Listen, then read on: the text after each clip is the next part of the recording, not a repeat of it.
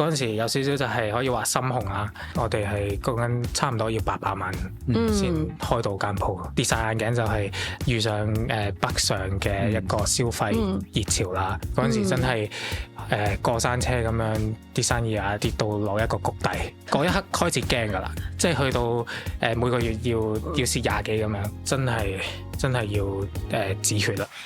Hello， 大家好，歡迎嚟到新一集高能老闆圈，我係阿偉，我係卓瑩。今日呢，我哋好開心請到一個餐飲界嘅鬼才啊，近排喺 Threads 都好紅嘅一個老闆，佢叫 Jackie，歡迎 Jackie。我係 Jackie。咁話說咧，即係我又要講翻啦，點解咧今次會邀請 Jackie 上嚟啦？有一日咧，我又喺度 look Threads 啦。咁呢一個高能老闆圈咧，就要秉承翻我專係請一啲我欣賞嘅老闆出嚟噶嘛。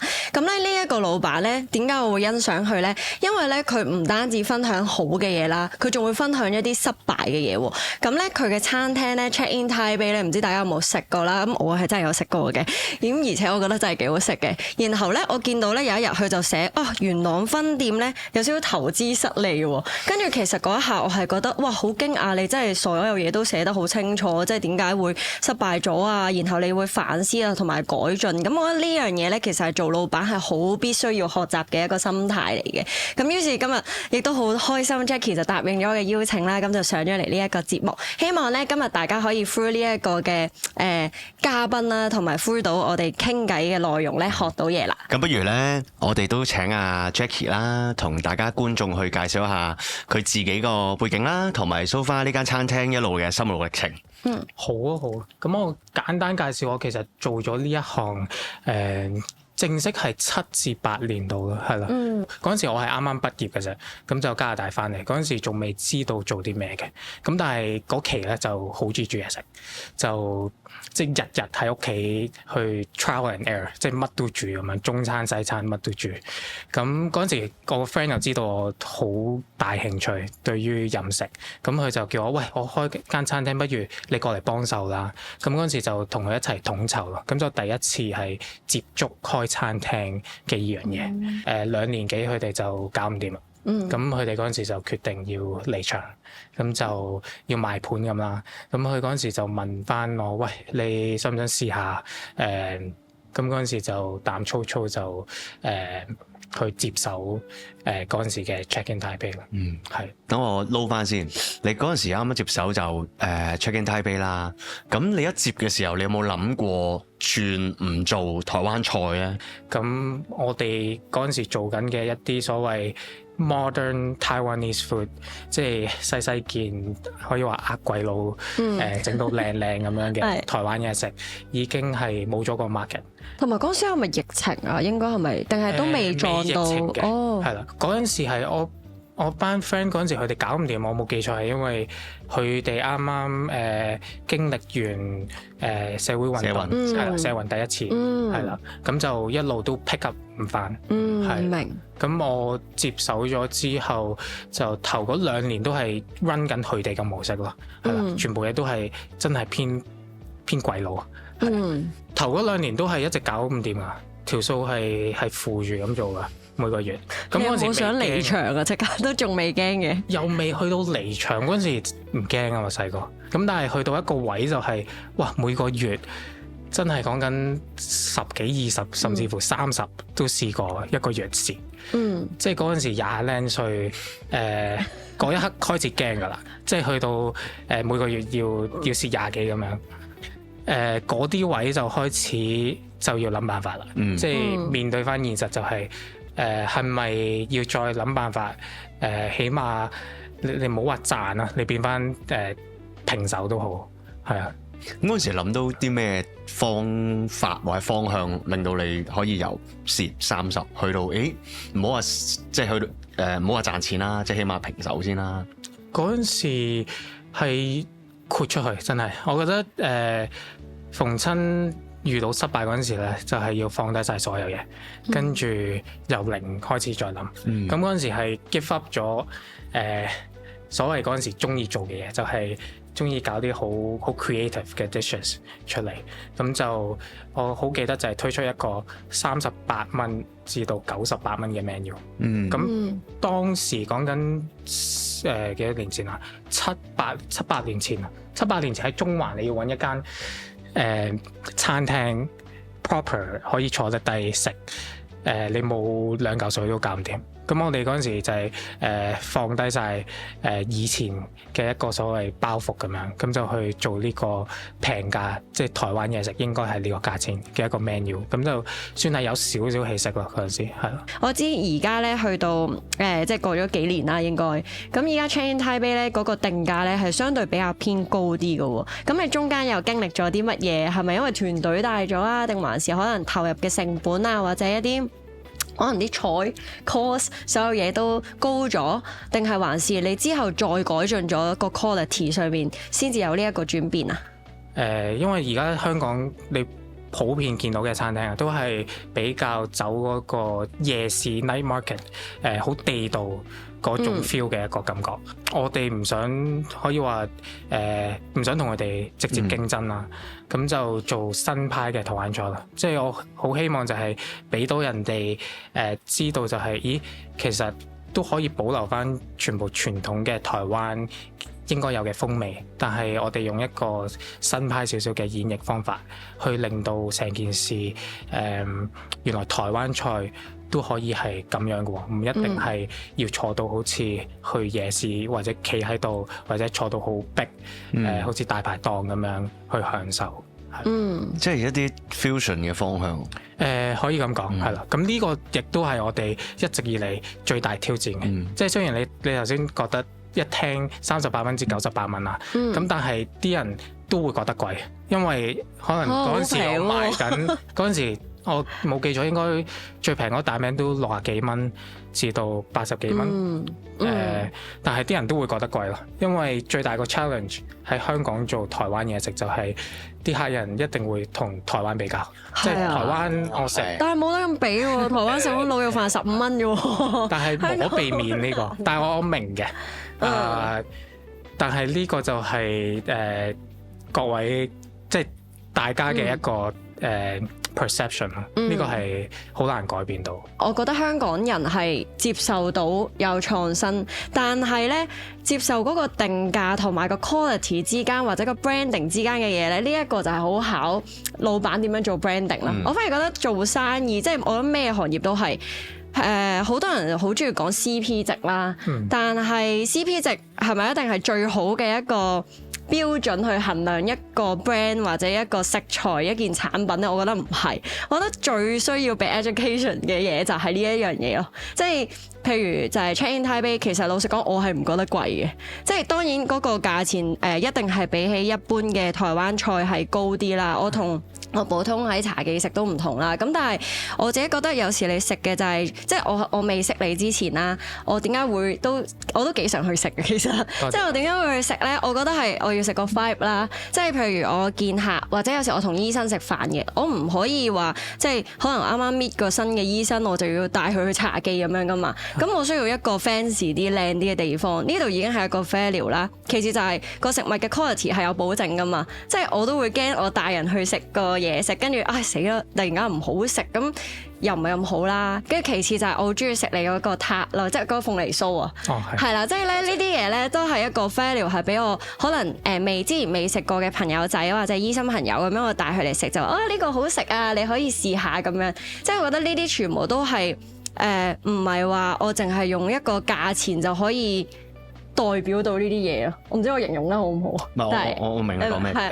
即係我覺得消費者係必須要明白呢一點咯。係入邊係有你好多嘅心機心思，你研發成本都喺度㗎嘛。其實我可以完全做傳統㗎，喂 copy and paste 啫嘛，都係大概嗰啲 format。但係如果我要將佢扭轉成為一個新嘅 fusion 嘅嘢，我要擺幾多時間精神？就好似我哋上網揾個少你嘅資料啦，你當時好似研發一個你嗰個麻薯蛋撻，係好似唔知經歷過幾多個壞焗爐啊、成啊，即係都係成本嚟㗎嘛。嗰個搞咗成3-4個月，我想像唔到係要去咁誇張。有冇食肥咗？冇，嗰陣時都係試下蛋仔嘅啫。少嘅俾人食。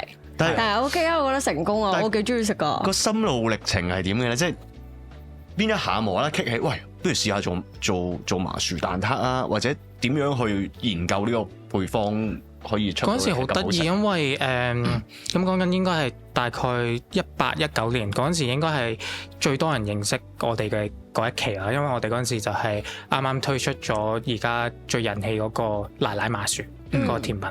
咁嗰陣時就係得中環嘅啫。咁我哋決定開海港城啦。咁嗰陣時就知道要有多一個所謂人氣嘅 product。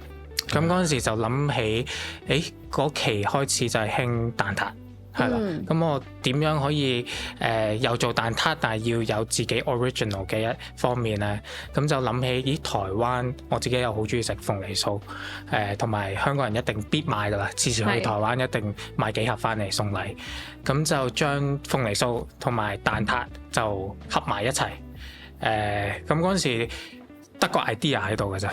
跟住我就同個甜品師就講咗呢個 idea。咁我哋嗰陣時係未即係海港城仲裝修緊啦，我就另外租一個廚房去俾啲廚師去研發呢件事咯。哇！呢啲都係啲隱形成本，如果你唔講咧，消費者真係唔知㗎。係啊，因為即係唔可以等間鋪起完，跟住先去做，就一定唔足夠時間。咁講起呢一樣嘢呢，我都想即係可能未必每一個聽眾都有睇過你之前係講元朗分店嗰個 post 啊。不如我哋又講下，即係咁點解你最後覺得元朗分店係一個叫做失利嘅一個投資呢？嗰陣時係我哋22年就係好彩入到海港城啦。咁我講少少就係我哋一開頭呢，其實都冇諗過入啲大嘅商場，因為以前就算揾我哋，可能都係啲細型少少嘅商場咁樣。咁一直都有傾啦，但係機緣巧合真係冇一個係傾得成事嘅。咁去到尾無端海港城揾我哋喎，即係我哋嗰陣時一間1000尺都冇嘅一間小店，咁無端端海港城揾我哋，咁超 excited 㗎啦！嗰陣時我仲記得，即係好似以前 U 嗰陣時做 project，通宵去砌 proposal， 跟住又佢哋過嚟試食，又特登搞一大龍鳳咁樣。咁好彩就係入到海港城啦。海港城一開嗰陣時，好彩都係個 feedback 都好好。咁所以嗰陣時有少少就係可以話心紅啦。就會想食住個勢繼續去 expand。咦？咁我想問下咧，呢3間即係你嗰個發展嘅速度係有幾快啊？嗰陣時好快，講緊因為一開完海港城咧，全部業主都打嚟㗎啦。即係嗰陣時都好彩，即係因為佢見到你咁爆啊嘛，係啦。咁嗰陣時都俾咗好多靚位啦。咁但係一聽翻嚟啲租金都真係哇搞唔掂，所以嗰陣時好多靚嘅位就都可以話錯過咗。反而去諗元朗或者最尾係博取元朗，係因為嗰邊傾到個 deal 係比較相宜少少啦。咁當時我覺得嗰個決定都冇錯嘅。係啦，因為頭嗰1年咧，其實嗰個 performance 都幾好啦。咁但係真係跌晒眼鏡就係遇上北上嘅一個消費熱潮啦。咁就開始要面對真係比較現實啲嘅挫折啦。嗰陣時真係過山車咁樣，啲生意啊跌到落一個谷底。係咁嗰陣時都諗好多辦法要改㗎，因為我哋去猛咁開分店嗰陣時，其實都係 keep 住用海港城嘅嗰個模式，或者嗰啲菜式定價其實都係差唔多嘅。咁去到元朗，你想象就係海港城個 menu 平10零%，但係當時候其實嗰個消費未跌得咁勁，元朗其實消費得起，但係就去到北上之後啦，咁就成個消費模式變晒，咁就要面臨就係點樣可以要 adapt 呢個新嘅模式咯。咁嗰陣時就要開始真係又好似以前中環咁樣放低晒所有嘢，又再重新去plan 過成件事。所以最尾係搞埋點心，即係完全冇做我哋不嬲做開個 menu 去嘗試。咁但係不幸地就係都試咗啦。嗰個反應係好啊，反而轉咗，但係真係唔夠人流，係啦。即係平日係恐怖到仲衰過 Covid 嗰陣時，係啦。因為元朗如果係後生嗰班，日頭一定係出咗去返工。咁剩翻可能係比較上年紀少少退咗休嗰班啦。咁但係嗰班佢哋 prefer 係真係食啲中菜飲茶咁樣，所以嗰陣時係難嘅。我哋都捱咗好耐嘅一段時間，先真係決定真係要止血啦。同埋我覺得都係一個好好嘅提示啊！即係咧，因為我本身咧，我喺元朗天水圍大嘅，咁我一直都覺得咧，其實 YOHO 區咧係一班消費得起嘅人群啦。但係你頭先即係除咗本身有睇你個 post 之外咧，你啱啱再講多樣嘢就係，我都冇諗到係，因為大家即使消費力高嗰一批咧，或者啱啲，通常就會去食你呢一個 brand 嘅人咧，都出晒去。即係我自己突然間都冇諗到呢一件事。嗱，我見咧本身你個 profile 咧，同埋即係而家聽你咁講咧，你都好似比較中意做一啲靚啲嘅 branding 嘅嘢啦。咁但係靚啲通常咧 so far 嗰個定價會高少少啦。咁但係而家就遇到呢一啲問題啦。你會唔會開始覺得我要做翻一啲中低價啲嘅 branding 啊，或者品牌定位？一直都有呢個 struggle 嘅。即係因為我坦白講，其實你叫我做一碗牛肉麵係68蚊，我一定做到俾你。但係我唔會覺得好食咯，或者我過唔到自己嘅關。但係可能我煮到出嚟，你都會覺得 OK 啦。但係我堅持去做翻好少少100蚊嘅牛肉麵，係因為我唔想俾到一個冇咁好嘅 product。俾啲客，即係其實我覺得喺香港做生意嘅老闆都係一啲好 struggle 嘅位嚟嘅，即係咧你要做到又平啦，然後又高質咧，真係唔係小本經營係做到嘅。即係呢啲好多時，尤其是而家香港飲食更加係啦，勁多大集團嚟到香港啦，咁。喺呢一個資本主義嘅社會下咧，其實就係誰大邊個有錢就可以做到低價係啦，低成本，咁佢咪低價咯。同時可能佢個質量都 OK 咯。咁但係呢啲位就唔輪到我哋呢啲小老闆去做到嘅嘢咯。所以其實我有時咧我都會諗咧，點樣可以即係價錢啦同埋嗰個質素咧，係咪真係可以攞一個平衡咧？其實係好似好難。我個經營手法就係我同啲廚去諗每碟菜式嗰陣時啦，我其實永遠唔會問佢哋 cost 係幾多。咁本身我自己都大概知道嘅，所以我唔會咁注重啦。我反而係同佢哋 focus 就係，喂，我要整到呢碟菜式係要好味嘅。我之後先再計點佢。最好食為先啦。我唔希望我啲廚師要係太擔心嗰個 cost， 即係唔代表係我唔着緊啊，即係都係好緊要嘅。但係我成日話俾佢聽，要捨得俾啲客食。因為你頭先講嘅例子就係我可能得10蚊 budget 買呢個牛，但係我唔使 budget 㗎。你而家買個最靚牛翻嚟，可能到頭係30蚊嘅。咁其實如果真係好食嘅話，你自然會又諗其他方法點樣令到唔使30蚊？喂，20蚊得唔得？15蚊得唔得？即係臨尾再翻出。呢個好重要，係有好食嘅嘢出到嚟先。我可以分享exactly 就係牛肉。我哋元朗嗰陣時就做小籠包啦。咁好彩個台灣廚佢之前都有包過，咁嗰陣時我就話俾佢聽，我要做一個和牛小籠包出嚟。我要用翻我哋牛肉麵嗰個湯底，我要咬入去嗰陣時爆汁，就係我哋食緊牛肉麵嗰個湯。我好中意食爆汁嘅。係啊，咁嗰陣時佢一開頭咧就係買嗰啲普通牛肉嗰啲去試嘅，跟住我一試咗話搞唔掂，因為嗰啲牛肉就算係 mince 到好碎咧，佢一定會起膠。即係你係咬唔斷嘅。咁嗰陣時我就話：喂，你揾翻真係和牛去做啦。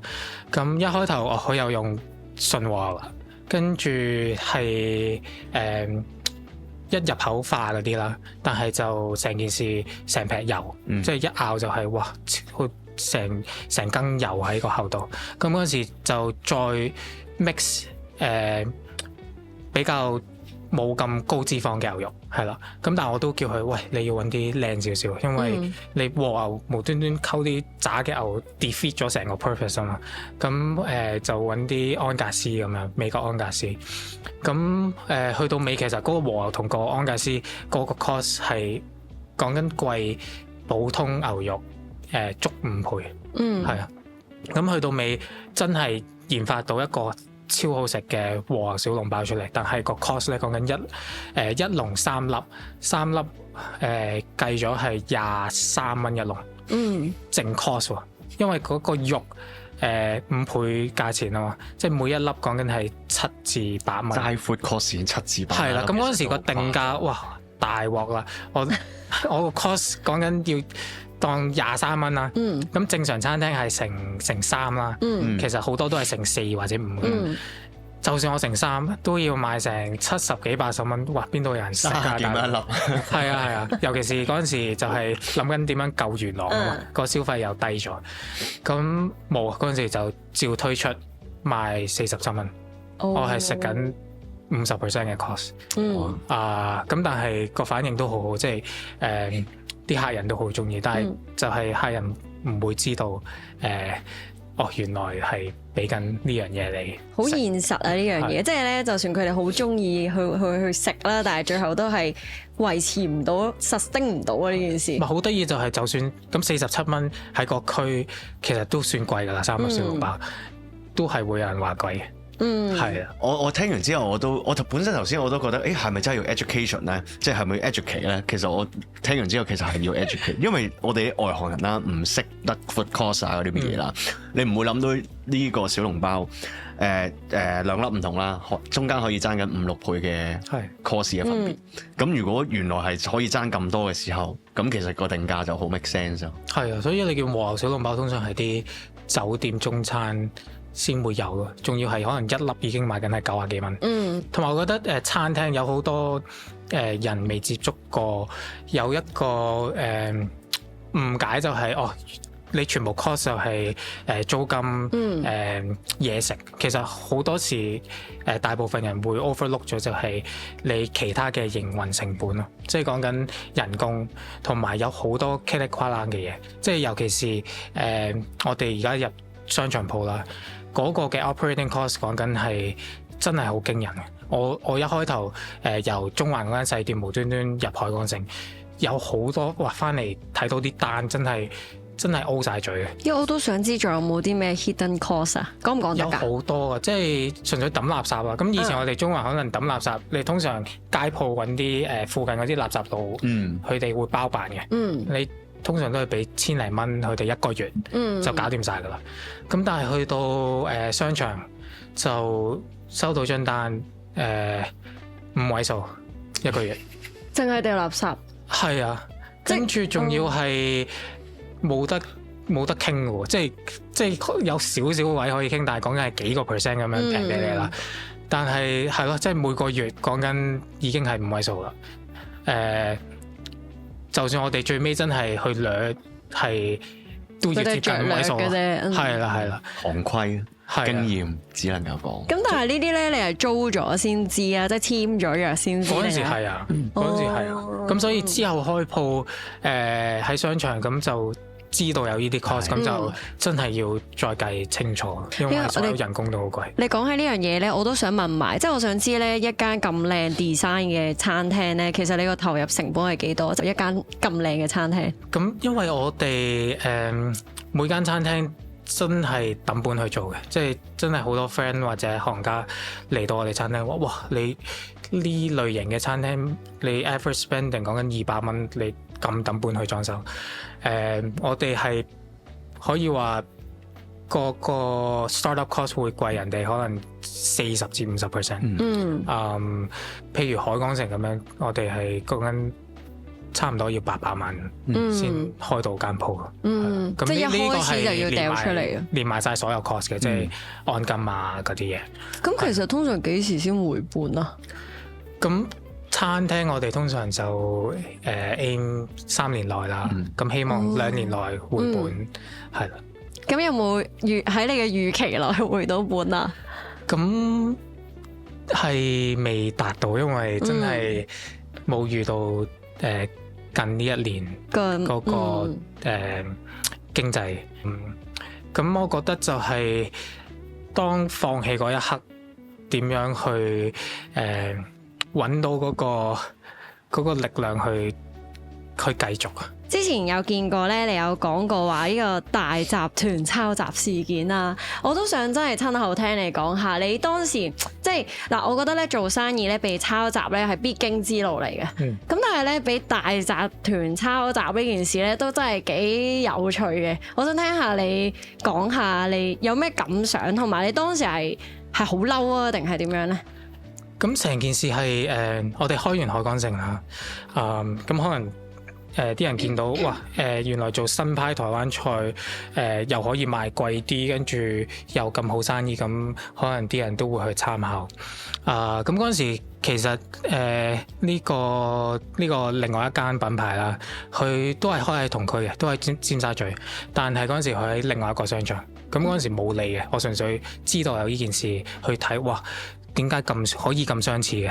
係有人 send 俾你啊？定係你真係咁啱？你唔係咁因為我成日都喺尖沙咀周圍行咁樣，咁會留意到，跟住見到個 menu，因為 menu 設計又係我自己做㗎嘛，即係個 layout，即係 design 嗰啲嘢。跟住我見到個 menu，哇！字體、間隔、顏色嗰個背景啊，即係每一頁個背景都係一模一樣。菜式有可能6至7成都基本上係一樣。我話哇，點解可以咁相似啊？咁嗰陣時冇點樣太理嘅，因為始終佢都係另外一個商場，咁都唔算話直接嘅競爭啦。咁但係直至到佢無端端喺我哋同一個商場度開啦，仲要係好似住後灣仔係啦，1分鐘喺正我哋樓上，咁嗰個仲要係一個比較靚嘅位，一定有人經過噶啦，因為我哋喺海港城嗰個位係真係好偏僻，屈咗入去咯。我第一次去係有啲難揾。我哋琴日都經過過，係啊，好似係啊，因為我其實咧一直咧，我有睇過你嗰個 post， 但我冇認真留意係邊一間嘅其實。跟住然後咧，我琴日真係又行過啦，然後我都望咗一望，咦即係我嗰一下嘅感覺就係咁似嘅。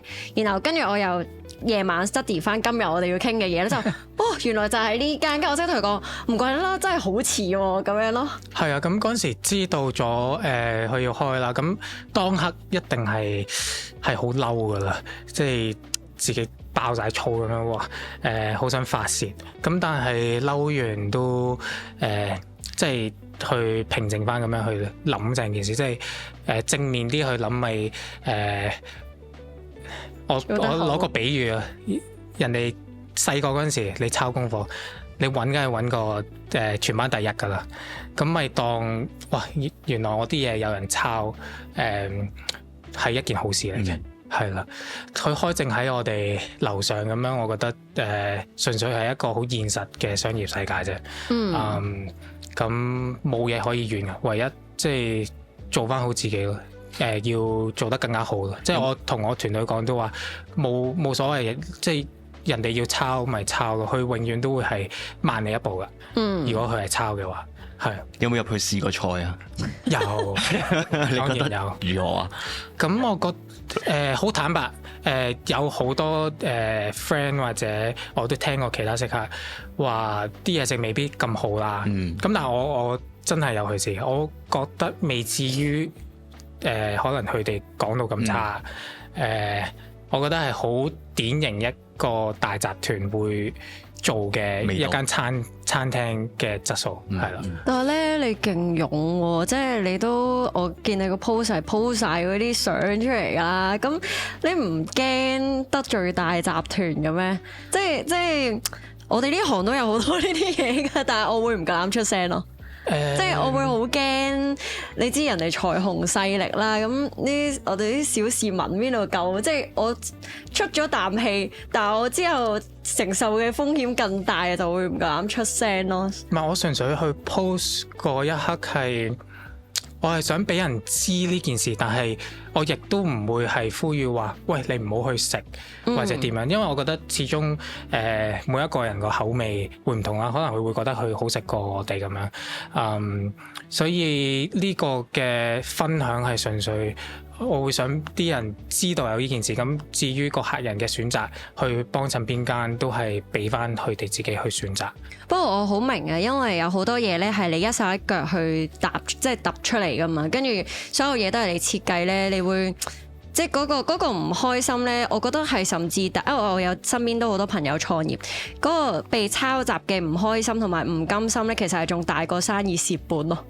即係我蝕錢都冇人唔開心啊！蝕錢係我自己嘅可能管理啊、經營啊好多因素，但係被抄襲，然後即係可能我辛苦諗咗1個月、2個月、3個月嘅嘢，轉個頭就俾人哋照版煮碗 copy。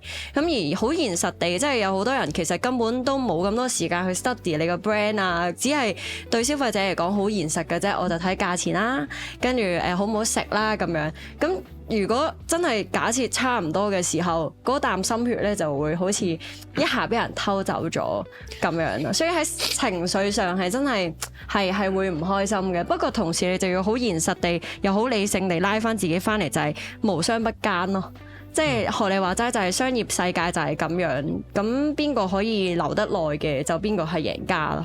但係咧，你整嗰啲咧鳳梨酥蛋撻啊，同埋你最近整咗個杜拜嘅朱古力啊嘛，咁即係你我發現咧，你都好中意整呢啲好細細粒細細件嘅嗰啲叫咩啊？呢啲叫烘焙嘢，即係係你會唔會之後考慮開 bakery 啊？而家都好興喎，我發現。即係其實我一個 dream project 係開間麵包鋪，因為嗰陣時我哋去海港城點解要做咁多特別嘅甜品出嚟？